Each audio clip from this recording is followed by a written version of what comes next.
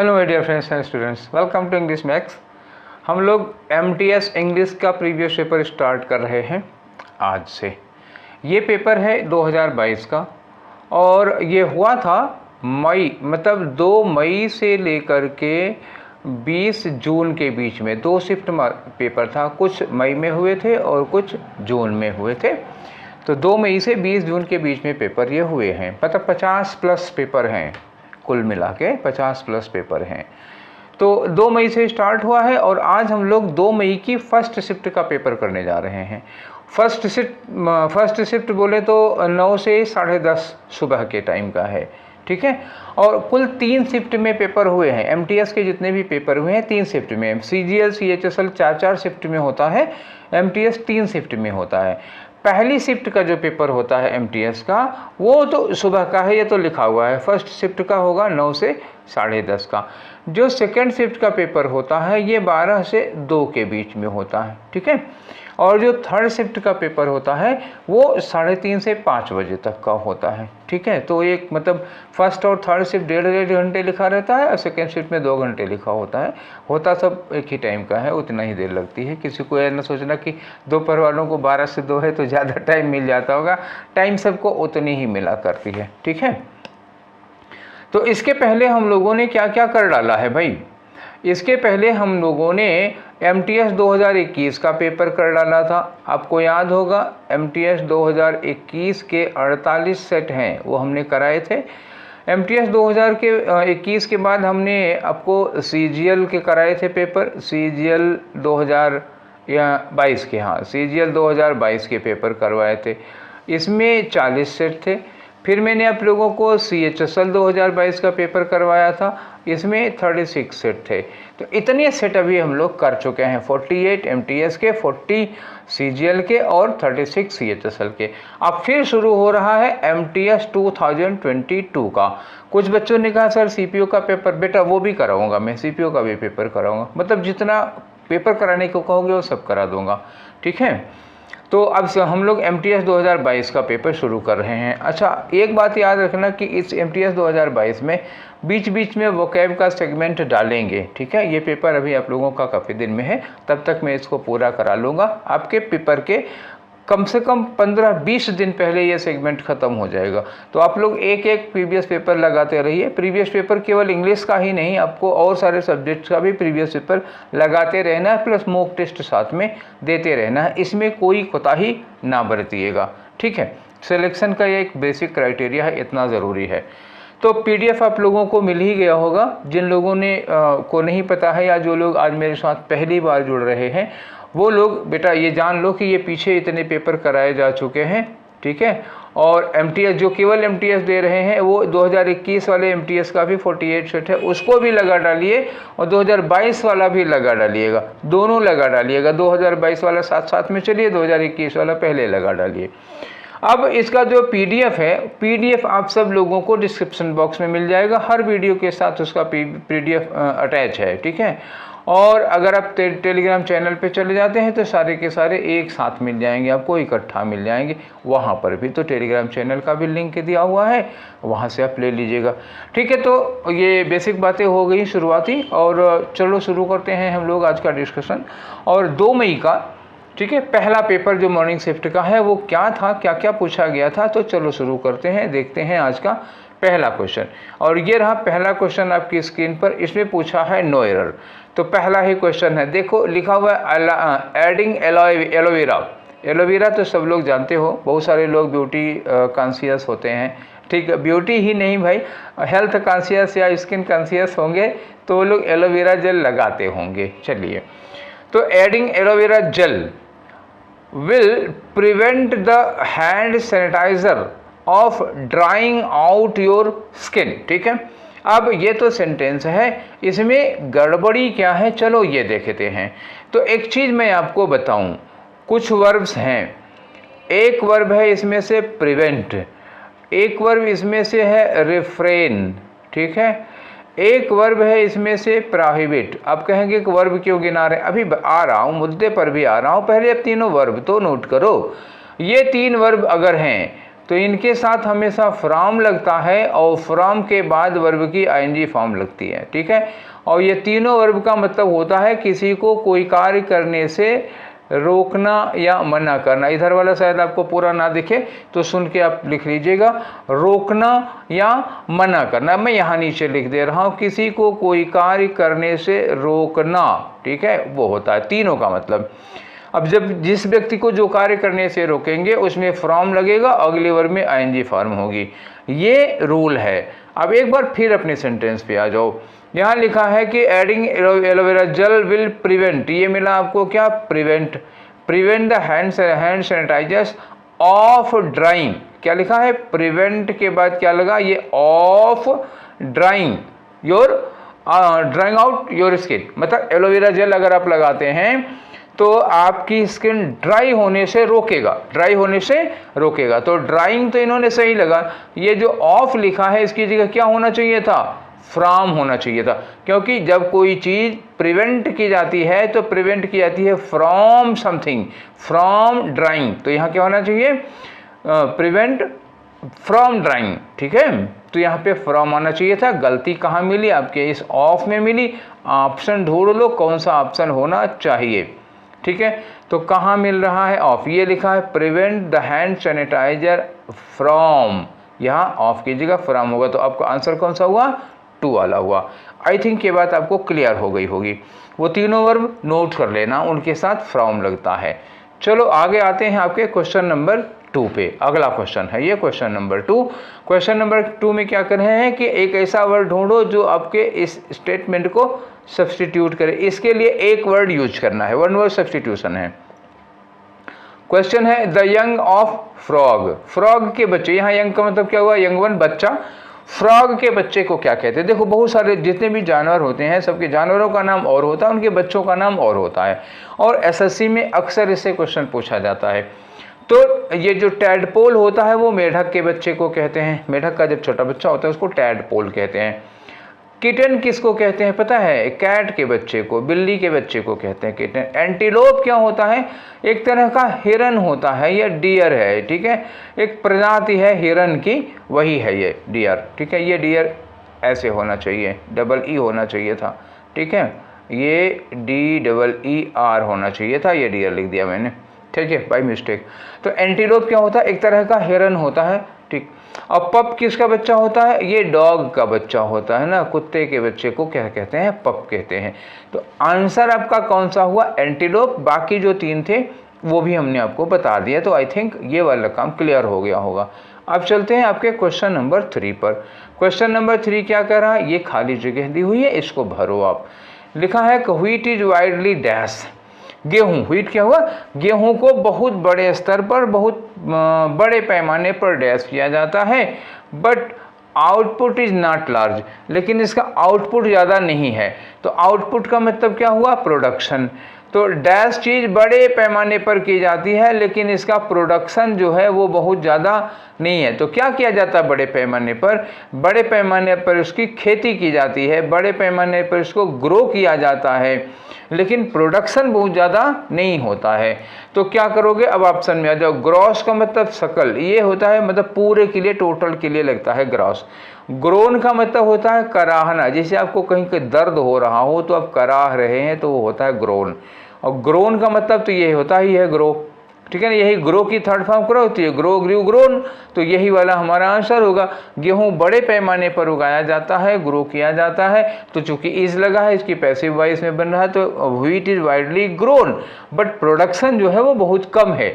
अच्छा, ग्रिल्ड का मतलब क्या होता है, देखो ग्रिल्ड का मतलब होता है ना भैया, ये होता है सूखा, भुना हुआ, सॉरी क्या होता है, भुना हुआ, जो मतलब जैसे किसी चीज़ में आग वाग में भून दिया जाता है उसको कहते हैं भुना हुआ।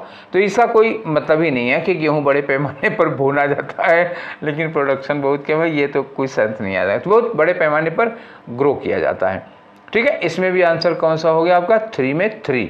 अब आओ 4 पे, ठीक है।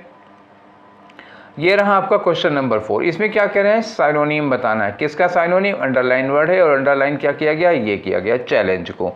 सेंटेंस पढ़ो, देखो चैलेंज किस सेंस में आया है। Make sure that you always challenge yourself. Make sure मतलब इस बात को आप श्योर करिए कि आप खुद को कभी कभी चैलेंज दे, अब कभी कभी नहीं, हमेशा आप हमेशा अपने आप को चैलेंज देते हैं। ठीक, अब चैलेंज के लिए अब देखो यहाँ लिखा है अप्रूव, अपने आप को अप्रूव कर देना। यार अपने आप को चैलेंज करना, खुद को अप्रूव करना नहीं होगा। अपने आप से मतलब अपने आप को चैलेंज करने का मतलब आप खुद से क्वेश्चन पूछते हैं, आप अपने आप से सवाल करते हैं, तब तो अपने आप को चैलेंज करेंगे। अपने आप को अप्रूव कर देंगे तो चैलेंज कैसे करेंगे? दैट मीन्स अप्रूव नहीं होगा। और चैलेंज का कहीं से कैरी और प्लेस का कोई मतलब ही नहीं आएगा। तब क्या होगा? अगर आप अपने आप से क्वेश्चन पूछते हैं तो आप चैलेंज करते हैं। जब भी आप किसी को चैलेंज करेंगे तो क्वेश्चन पूछेंगे। ठीक है, तो मीनिंग में क्या आएगा? अब क्वेश्चन आएगा। ठीक है, तो चौथे का चौथा, क्या इत्तेफाक है, तीसरे का तीसरा, चौथे का चौथा। अब पांचवें का पांचवा तो होगा नहीं। ठीक है, आगे आ जाओ, पांचवा देखते हैं हम लोग। तो ये है आपका पांचवा क्वेश्चन, और इसमें क्या बताना है? मोस्ट अप्रोप्रिएट वन वर्ड बताना है। किसके लिए? Tending to associate with others of one's kind. Tending मतलब जिसकी टेंडेंसी ऐसी होती है, जिसकी प्रवृत्ति ऐसी होती है। टू एसोसिएट विद अदर्स मतलब दूसरों से मिलजुल कर रहे। Of one's kind, of one's kind मतलब अपने जैसों के, अपनी कम्युनिटी, अपना मतलब अपनी स्पेसीज के साथ मिलजुल कर रहना, एसोसिएट करके रहना। ठीक है, तो मतलब ये होगा कि समूह में या झुंड में रहने की टेंडेंसी जिसकी होती है उसे क्या कहते हैं? ऑप्शन देखो, एक लिखा है पंजेंट। पंजेंट का मतलब क्या होता है? बहुत ही बिटर। बिटर का मतलब जैसे कुछ लोग होते हैं ना कि एक्सप्रेशन बहुत बिटर होता है, बहुत कड़वा होता है, बड़ा तीखा बोलते हैं, तो पंजेंट होता है। पंजेंट एक्सप्रेशन मतलब बहुत ही बिटर, बहुत ही कड़वा एक्सप्रेशन था। चलो ये तो होने वाला नहीं आंसर आपका। विनायल का मतलब होता है क्षम्य। क्षम्य का मतलब क्या होता है? हम जिस अपराध को क्षमा कर सकते हैं, मतलब पार्डनेबल हो जाता है, एक्सक्यूजेबल होता है, मतलब कोई ऐसी गलती जिसको माफ़ कर सकते हो। तो फिलहाल ये भी आंसर नहीं है। ग्रेगेरियस, तो ग्रेग का मतलब क्या होता है? झुंड, समूह। ग्रेग जहाँ पे लग जाता है तो ग्रेग माने झुंड या समूह होता है, ग्रुप होता है। तो ग्रेगेरियस ऐसा पर्सन, ऐसा प्राणी होगा जो अपनी जैसे मतलब अपनी कम्युनिटी, अपनी स्पेसीज के साथ में रहता है, अकेले नहीं रहता, ये झुंड में रहता है, ग्रुप में रहता है। तो ये आपका आंसर हो गया ग्रेगेरियस। अब पेडांटिक, ये तो बहुत बार आ चुका है, इसके पहले कई बार कई वीडियोज में आया है। पेडांटिक का मतलब वो लोग होते हैं जो अपने ज्ञान का दिखावा करते हैं, मतलब people who show of their knowledge. Knowledge होती है, नो डाउट कि नॉलेज होती है, लेकिन नॉलेज को शो ऑफ बहुत किया करते हैं। मान लो उनको जैसे बहुत अंग्रेजी बढ़िया अंग्रेजी बोलना आता है, तो जब रिक्शे पर बैठे तो रिक्शे वाले से भी 4 लाइन अंग्रेजी बोलेंगे। सब्जी की दुकान पे खड़े होंगे तो सब्जी वाले को अंग्रेजी नहीं आती है, बेचारा सीधा साधा आदमी है, एक बार उससे भी पूछेगा how much for this cabbage. अब उसको नहीं पता कि हाँ ये कैबेज क्या बोल रहे हैं, तो कहेगा हाँ क्या बाबूजी, तो कहेंगे अरे यार ये बंद गोभी कितने की है। ठीक है, तो मतलब ये होते हैं पेडेंटिक। अंग्रेजी का नॉलेज है अंग्रेजी की, लेकिन हर जगह दिखावे की ज़रूरत थोड़े। सब्जी वाले से, ठेले वाले से, रिक्शे वाले से 4 लाइन आप ठोके पड़े हैं, क्या मतलब है? जिसको आती है उससे उसके मुँह लगो। ठीक, तो ये होती है, ऐसे लोग होते हैं पेडेंटिक। खैर ये मैं आपको समझा रहा था। हम आंसर कौन सा होगा? ये ग्रेगेरियस होगा। आगे आते हैं आपके क्वेश्चन नंबर 6 पर। ठीक है, तो ये रहा 6 नंबर का। बताना है आपको एंटोनीम। किसका एंटोनीम बताना है भैया? विस्कस का। विस्कस कोई ऐसी चीज़ होती है जो स्टिकी होती है। स्टिकी समझ रहे हो? चिपचिपी टाइप की होती है, स्टिकी या चिपचिपा। ठीक, समझ रहे हैं? हाँ, चिपचिपा ऐसे होगा, कोई चिपचिपा पदार्थ होता है। चिपचिपा होगा तो कुछ मतलब गीला टाइप का तो होगा ही होगा ना। चिपचिपा होगा तो कड़ा या गाढ़ा तो नहीं होगा। चलो तो ऑप्शन देखते हैं। एंटोनीम चिपचिपा, स्टिक कर जाएगा ना। चलो तो इसका देखते हैं कि एक वर्ड दिया है वाटरी। वाटरी का मतलब क्या होगा? एकदम तरल होगा। ग्रिम का मतलब क्या होगा? ग्रिम का मतलब बड़ा ही कड़ा नहीं, बड़ा जैसे बड़े विशाल आकार का होता है। ग्रिम का मतलब विकट या विशाल आकार का, ये साइज के लिए यूज किया जाता है। विशाल होगा और बहुत ही मजबूत होगा, तो उसको ग्रिम कहते हैं। ठीक है, बिग एंड स्ट्रॉन्ग के लिए। ब्रूटल का मतलब क्या होता है? ब्रूटल मतलब क्रूएल होता है, क्रूर, निर्दयी। ये कोई पदार्थ के लिए नहीं लग सकता, ये किसके लिए लगेगा? देखो क्रूएल की स्पेलिंग गलत हो गई, CRUEL, फिर बार गलत हो गई। हाँ ठीक है, CRUEL, अब की बात सही है। C हो, R हुआ, U हुआ, E हुआ, L हुआ। हाँ ठीक है, तो क्रूएल हो गया। तो ब्रूटल तो क्रूएल हो गया, निर्दयी होगा, जिसके अंदर दया नाम मात्र की नहीं होगी उसको कहेंगे। तो फिर ये भी यहाँ हमारे काम का नहीं है। और थिक का मतलब क्या हो गया? गाढ़ा हो गया। थिक मतलब गाढ़ा। तो गाढ़ा या मोटा, तो ये तो अगर विस्कस चिपचिपा होगा, चिपचिपा होगा तो गाढ़ा ही होगा, तभी तो चिपचिपा होगा, तो ये तो साइनोनिम में आ जाएगा। तो फिर अब बताओ, इन दोनों का तो कोई लेना देना नहीं है, और थिक गाढ़ा है तो करीब साइनोनिम में जा रहा है, तो फिर वाटरी के अलावा आपके पास और कोई चांस नहीं है। ग्रिम और ब्रूटल का कोई रिलेशन ही नहीं है, थिक जो है वो गाढ़ा है, चिपचिपा होगा, गाढ़ा होगा। अब फिर वाटरी में आ जाओ, यही एक एंटोनिम बचेगा, ठीक है। अब आगे आ जाओ नेक्स्ट वाले में। अब आप कहोगे कि विस्कस का वाटरी हुआ कैसे? देखो, मतलब अगर आप डिक्शनरी में देखोगे तो विस्कस का वाटरी हो सकता है ना लिखा हो, लेकिन क्वेश्चन में सिचुएशन आपको देखनी है। क्वेश्चन में वो विस्कस दिया हुआ है, उसके जो 4 ऑप्शन हैं उनमें 2 का कोई लेना देना नहीं, एक करीब करीब सिमिलर है, जो बचा वो आपका एंटोनिम हो जाएगा, ठीक है। एकदम एग्जैक्ट सिमिलर नहीं, आप डिक्शनरी में जो रट के आए हैं वो नहीं मिलने वाला यहाँ, ठीक है। इसीलिए तो कहते हैं पेपर को आप सिचुएशन बेस्ड करिए। आ गया जो ये इडियम एंड फ्रेज दिया हुआ है, इसकी मीनिंग बतानी है आपको, तो लिखा है अब ब्लाइंड स्पॉट। अब ब्लाइंड स्पॉट का मतलब क्या हुआ? हमारी रेंज में, हम जहाँ बैठे होते हैं, जो हमारी रेंज होती है, हमारी रेंज में, देखने की रेंज में कोई ऐसी जगह जहाँ हम नहीं देख पा रहे होते हैं, उसको ब्लाइंड स्पॉट कहा जाता है। A person who is blind, ये बिल्कुल नहीं होगा। A situation where no progress is made, बिल्कुल नहीं होगा। A person with no emotional feeling, बिल्कुल नहीं होगा। An area in your range of vision that you can not see properly, यही होगा, हमारे देखने के रेंज में कोई ऐसी जगह जिसे हम ना देख पाएं, ठीक। आगे बढ़े, यह है हमारा नेक्स्ट क्वेश्चन, क्वेश्चन नंबर 8। ये फिर खाली जगह भरने के लिए है। चलो पढ़ो, देखो क्या लिखा कि his intent was to become sole lord. Intent का मतलब क्या हुआ? इंटेंशन, ठीक, इंटेंशन। हिज इंटेंट मतलब his intention was to become sole lord, मतलब इकलौता, लॉर्ड का मतलब मालिक, ठीक है। तो उसका इरादा था कि वो इकलौता लॉर्ड हो। एंड टू डैश, अब देखो एंड लिखा है, एंड यहाँ लिखा टू बिकम, और एंड के बाद लिखा टू, तो यहाँ भी हमें क्या चाहिए? वर्ब की फर्स्ट फॉर्म चाहिए। अब क्या लगाना? And to dash. अब यहाँ से आइडिया लगाना, वो अपनी एरिया का इकलौता मालिक बनना चाहता है। एंड टू डैश, डैश का मतलब यहाँ भी कुछ वही पावर वावर से रिलेटेड होगा। And to dash his tiny principality. ये प्रिंसिपैलिटी क्या होती है पता है? प्रिंसिपैलिटी होती है रियासत। प्रिंसिपल से ये लेना देना नहीं है, ये याद रखना कि ये स्कूल के प्रिंसिपल से कोई मतलब नहीं, ये है रियासत। रियासत का मतलब क्या हुआ? एक एरिया जहां आप राजा जैसे रहते हैं, आपकी वो मतलब आपका क्षेत्र होगा, आपका एरिया होगा। तो अपनी रियासत में वो इकलौता, मतलब इकलौता लॉर्ड बनना चाहता था और डैश करना चाहता था। तो क्या करना चाहेगा? चलो ऑप्शन से देखते हैं। याद रखना कि एंड के पहले जो वर्ब लगी है, ये एंड के पहले, टू बिकम सो लॉर्ड, ऐसा ही कुछ यहाँ भी झलकना चाहिए, ठीक, क्योंकि एंड से जुड़ा हुआ है। तो एंड के आगे और पीछे दोनों तरफ एक जैसे मूड के वर्ड्स यूज किए जाते हैं। सब्सिडाइज का मतलब क्या होता है? थोड़ी रियायत देना। सब्सिडाइज का मतलब जैसे होता नहीं कि सरकार सब्सिडी देती है, कोई चीज़ अगर सरकार विदेश से 500 में मंगाती है, 100 रुपये सब्सिडी देगी तो 400 में लोगों को मिलेगा, इसको कहते हैं सब्सिडाइज कर देना। तो यहाँ पे वो लोगों को सब्सिडाइज तो कर नहीं रहे हैं, सो लॉर्ड बन रहे हैं, तो इसका मतलब थोड़ा सा मतलब कठोर टाइप का आएगा। जेपर्डाइज का मतलब होता है खतरे में डालना, थ्रेटन। तो आप अपनी एरिया को वो खतरे में डालेंगे, थ्रेटन करेंगे, ये भी तो सेंस नहीं आ रहा है। मेथोडाइज का मतलब बहुत चीज को बहुत सिस्टमेटिक कर देंगे।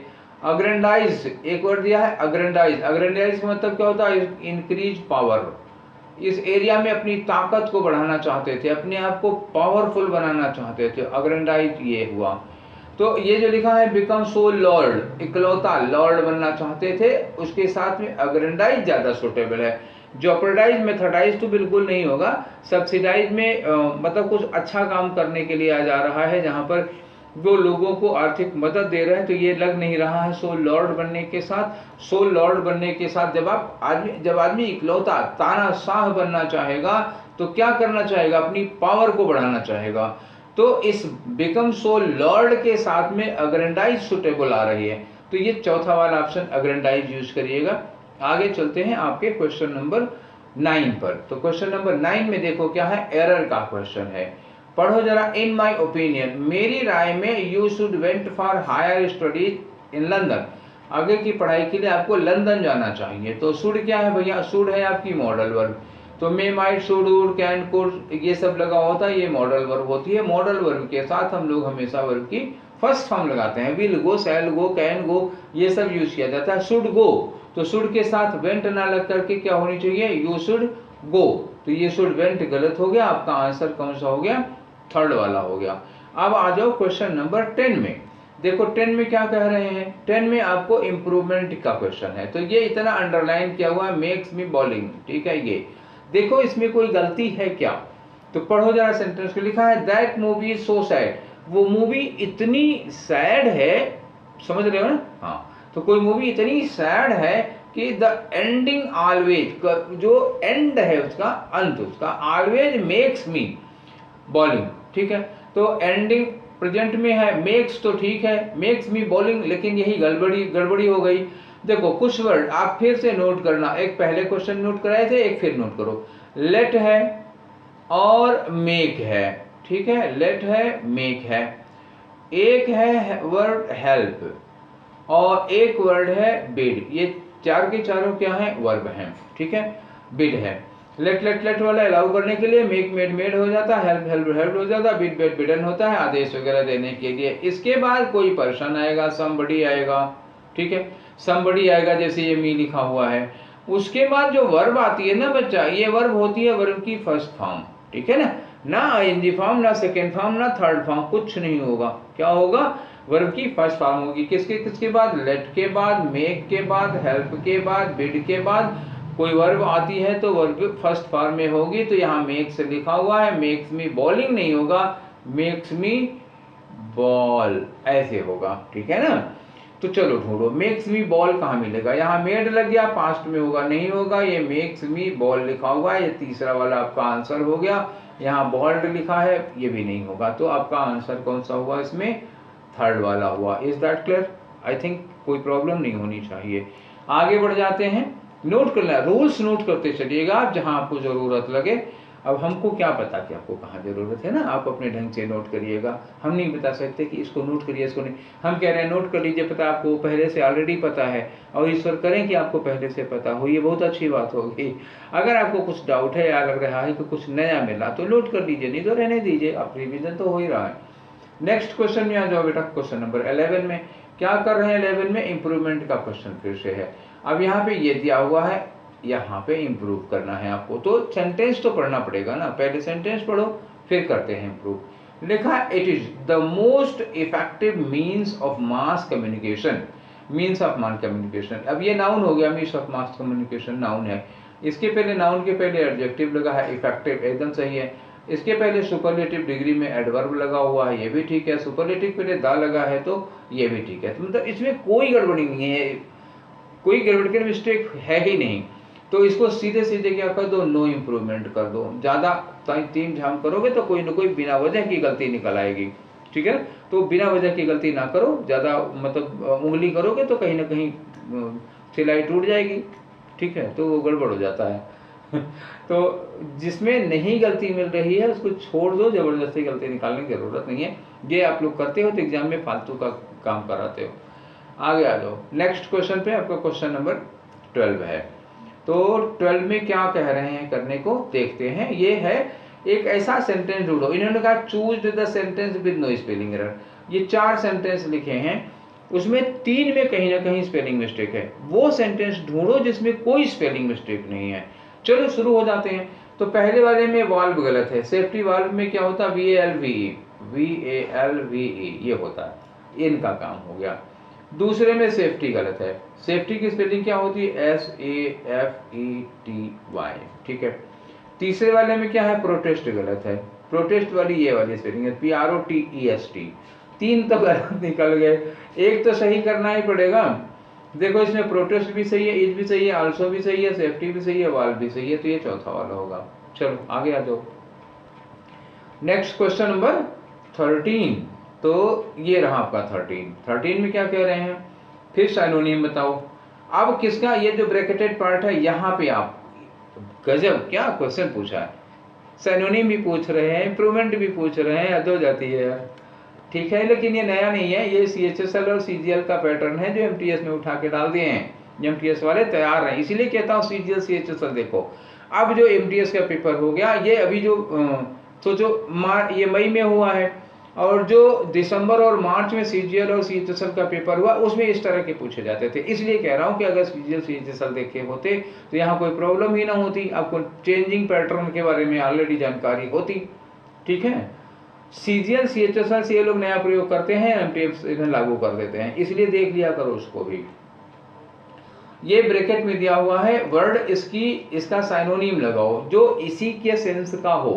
तो लिखा है इन द 20th सेंचुरी, 20वीं शताब्दी में मेनी रेडिकल इंटेलेक्चुअल्स। रेडिकल का मतलब क्या होता है?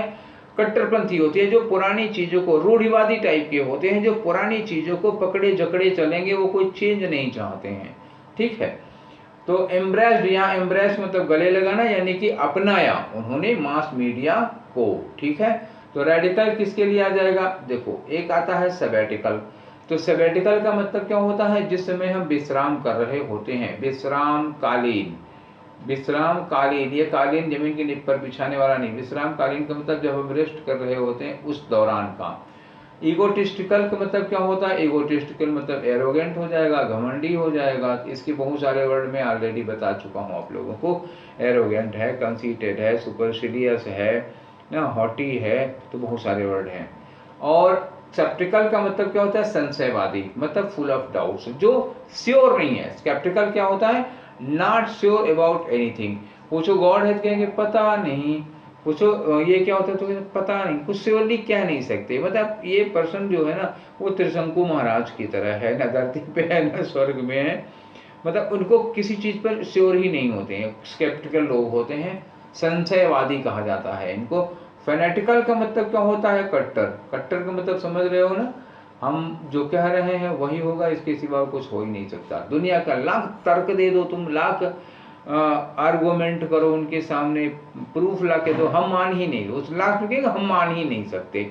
ठीक, तो ऐसे में क्या कर सकते हो? तो ये कट्टर लोग होते हैं, चेंज होने के लिए बिल्कुल तैयार नहीं होते हैं। ठीक है, तो अब ये बताओ, रेडिकल के लिए साइनोनिम क्या मिलेगा आपको? फेनेटिकल मिलेगा, कट्टर, और कोई इसमें से ऊपर से मिला ही नहीं जो रेडिकल को सब्स्टिट्यूट कर सके।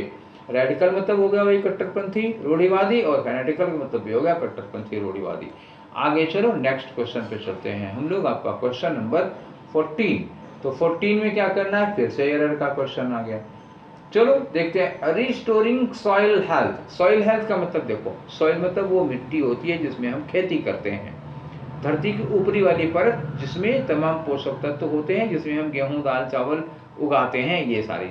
तो सॉइल, तो सॉइल की हेल्थ को रिस्टोर करना। रिस्टोर का मतलब क्या हुआ? जो खो गई है उसको फिर से लाना। मतलब सॉइल की जो फर्टिलिटी है, जो उसकी उर्वरा शक्ति है, जो उसकी उर्वरता की पावर है, उसकी फर्टिलिटी जो लॉस हो गई है उसको रिस्टोर करना। Would help at mitigate the effects of climate change. ये क्लाइमेट चेंज के इफेक्ट को कम करेगा। अगर हम सॉइल की हेल्थ को रिस्टोर कर लेते हैं तो क्लाइमेट चेंज के इफेक्ट को कम कर देगा, मिटिगेट कर देगा। तो ये मिटिगेट का मतलब क्या होता है? डिक्रीज करना, कम करना। ठीक है, अब अभी थोड़ी देर पहले हमने आप लोगों को कुछ वर्ब्स बताई थी, उसमें एक वर्ब मैंने आपको बताई थी कि लेट लगा हो। ठीक है, याद करो फिर से, बिड लगा हो, मेक लगा हो और हेल्प लगा हो। ठीक है ना, तो इन सब के बाद क्या यूज किया जाता है? इनके बाद यूज किया जाता है वर्ब की फर्स्ट फॉर्म ना। तो यहाँ क्या लिखा? हेल्प, हेल्प एट मिटिगेट, ये एट नहीं होगा, help mitigate. Restoring soil health would help mitigate the effects of climate change. एक तो ये कर सकते हो उसको। दूसरा एक चीज और है, हेल्प के साथ अगर आप इन लगाओगे, इन, हेल्प इन, उसके बाद आप वर्ब की एनजी फॉर्म लगा सकते हो। तो यहाँ पे हेल्प के बाद एट ना लगा करके इन लगाओ, तो वुड हेल्प इन मिटिगेटिंग। तब क्या होगा? इन मिटिगेटिंग। तब ये भी ध्यान रखिएगा कि ये मिटिगेट नहीं होगा, तब मिटिगेटिंग हो जाएगा।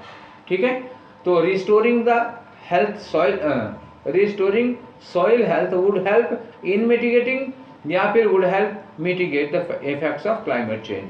फिलहाल दोनों ही सिचुएशन, वो तो मैं आपको इम्प्रूव बता रहा था कि उसकी जगह पर क्या होना चाहिए। अब गलती हमारी कहाँ है, ये लिखा है हेल्प के बाद एट मिटिगेट, या तो एट काटो या तो इन मिटिगेटिंग लिखो, किसी भी सूरत में आंसर पहला वाला होगा। अब आ जाओ अपने क्वेश्चन नंबर 15 पे। 15 पे ये क्या कह रहे हैं, 15 पे कह रहे हैं कि तो कोई सब्सटीट्यूशन हो सकता है। ये ब्रैकेटेड पार्ट है, यहाँ पे लिखा हुआ, ये ब्रैकेट दिया हुआ है। ब्रैकेटेड पार्ट में कोई एरर है, कोई मिस्टेक है, तो उसको आप इम्प्रूव करो। देखो लिखा है the unit twitched like a bird, ठीक है, जो यूनिट है, जो हमारी यूनिट थी, वो ट्विच्ड लाइक अ बर्ड क्या कर रही थी, प्रीनिंग, प्रीन समझोगे, जानोगे इसको, प्रीनिंग क्या होती है।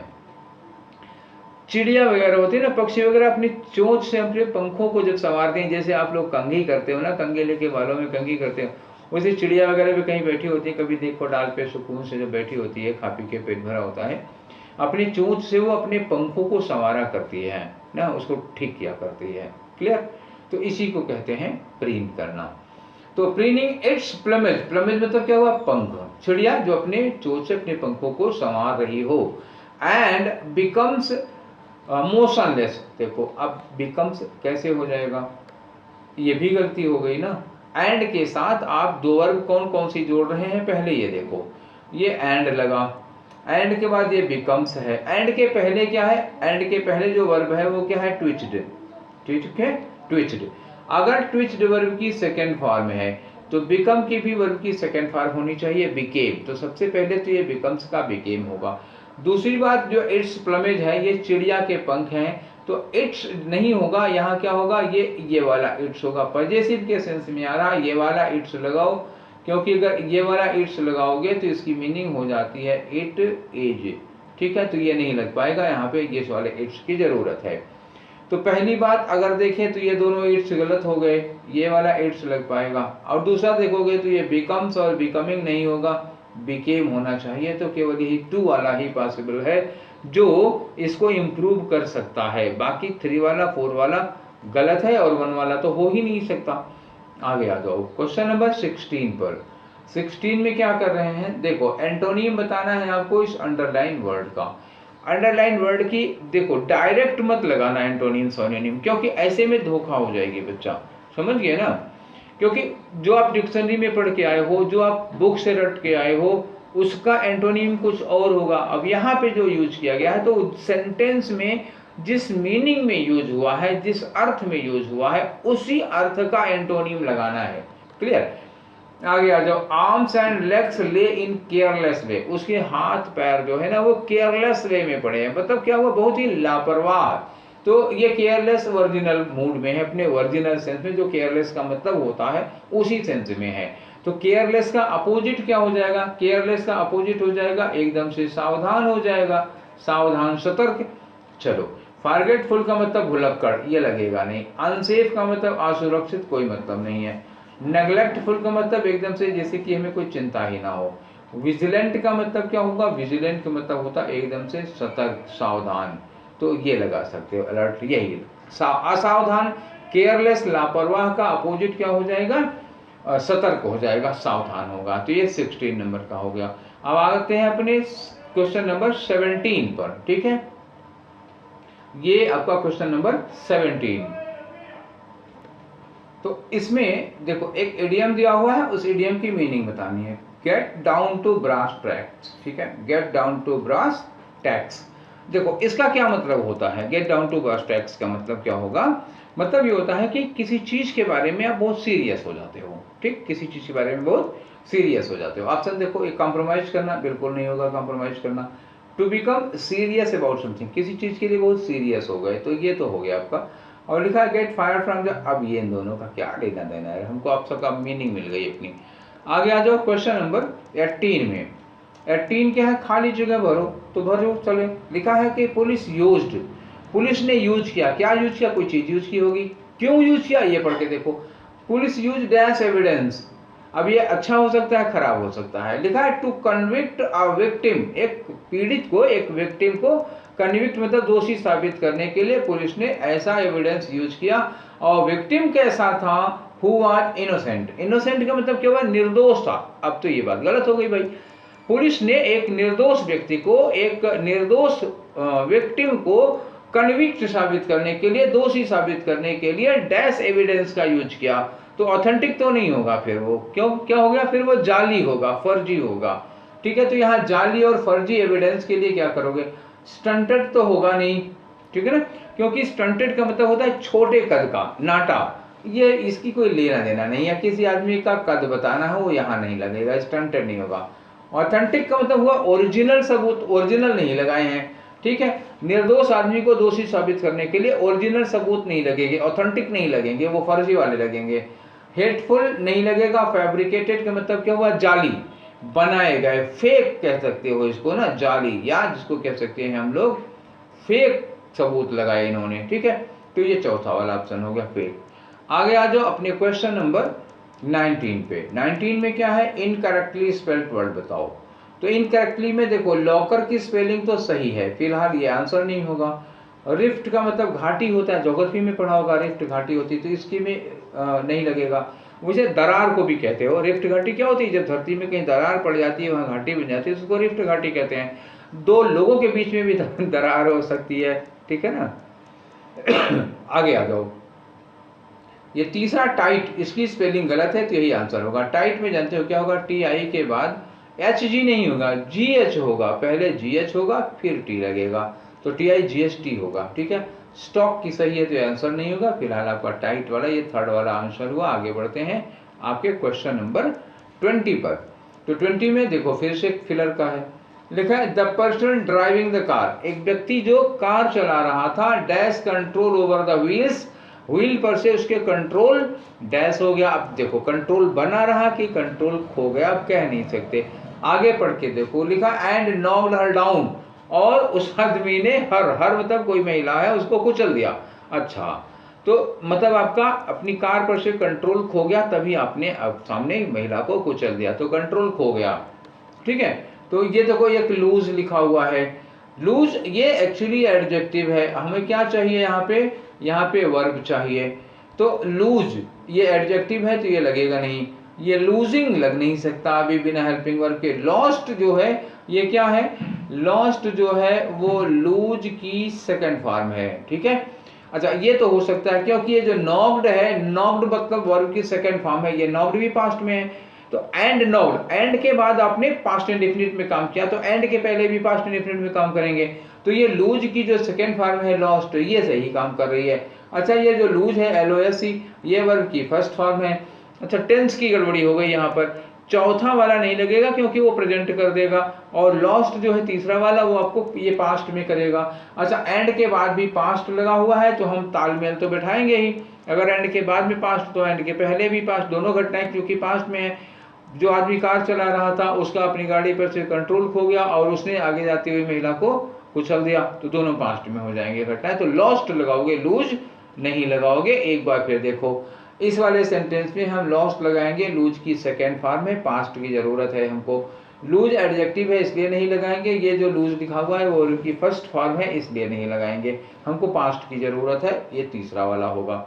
अब आ जाओ क्वेश्चन नंबर 21 से लेकर के 25 तक में हम क्या करते हैं। ठीक, तो जितने भी लोग ये पेपर देख रहे हो, जो डिस्कशन कर रहे हो, मुझे लगता है कि सारे के सारे लोगों ने ये 2022 वाला जो AB पेपर हुआ था, इस पेपर को तो आपने दिया ही होगा।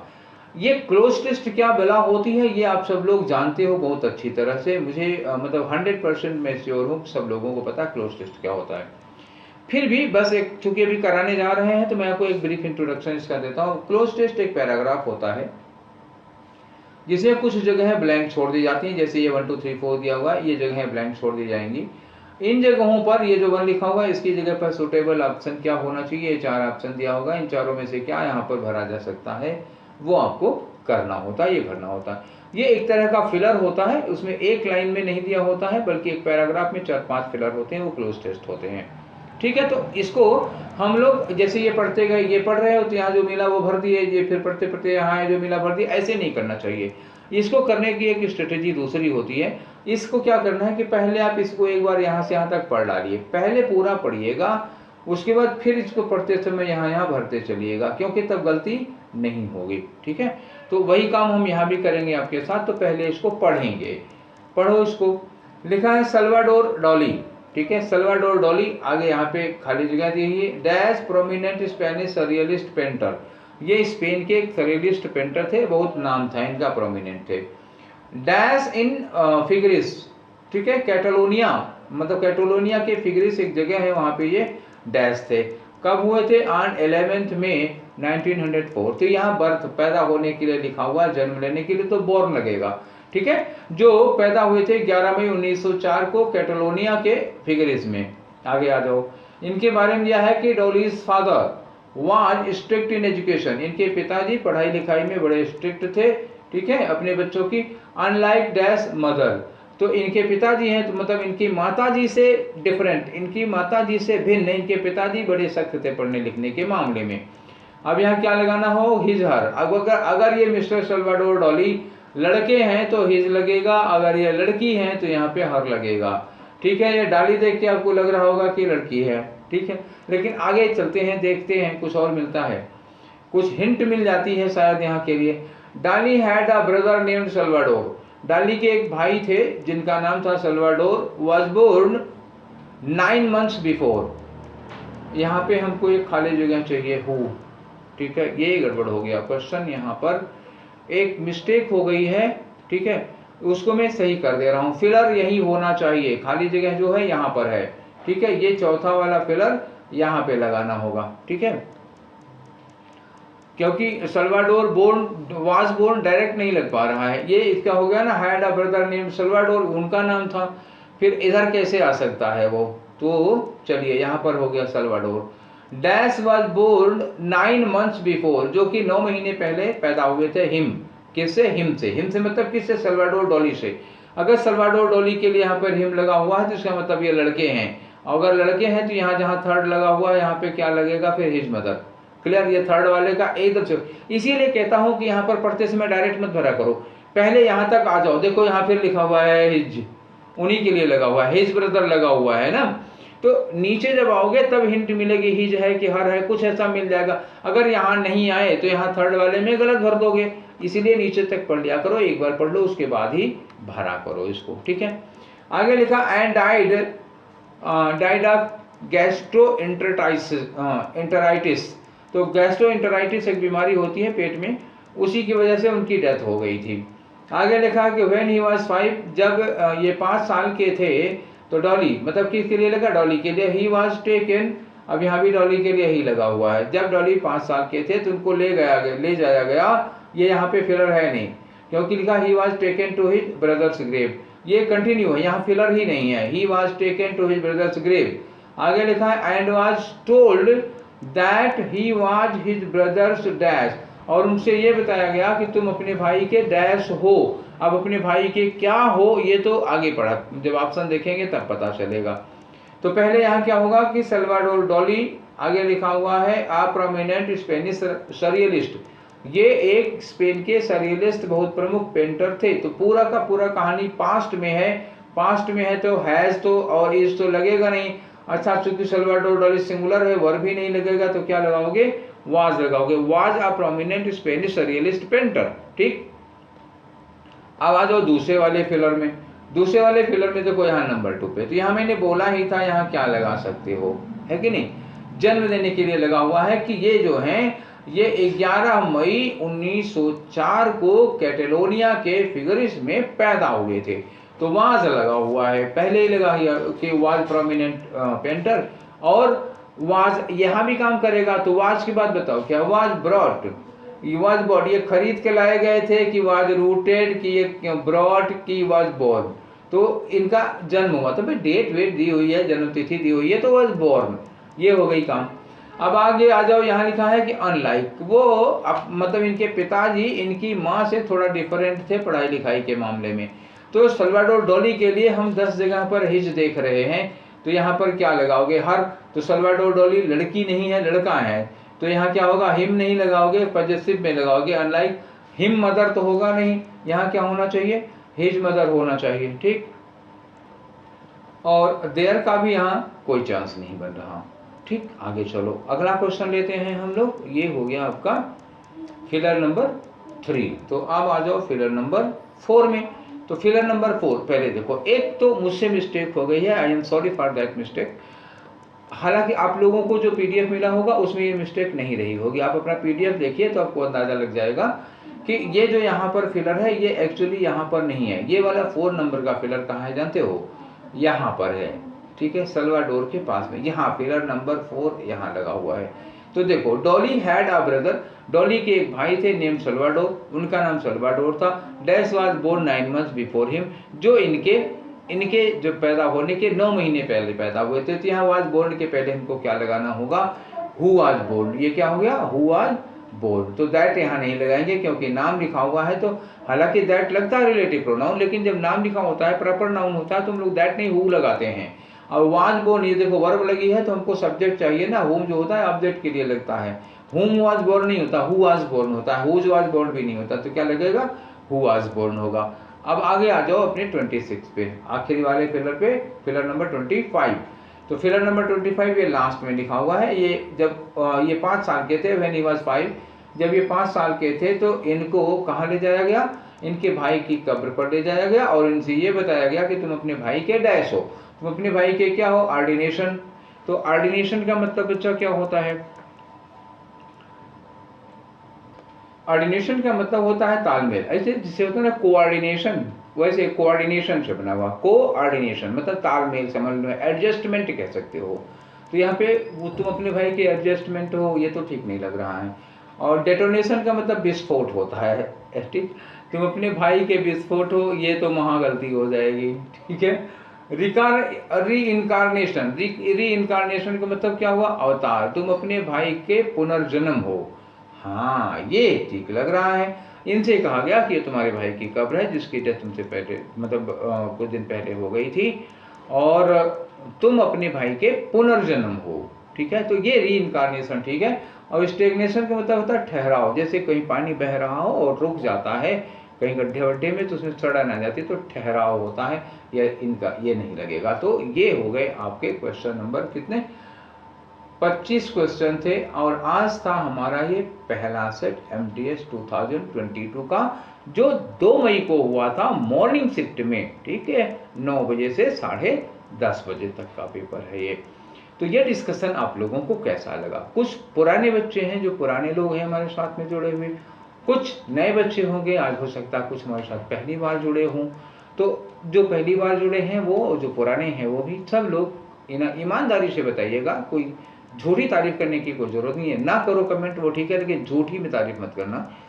आप लोग या मतलब जो आपको फील हुआ हो वो बताइएगा कि आपको ये डिस्कशन कैसा लगा।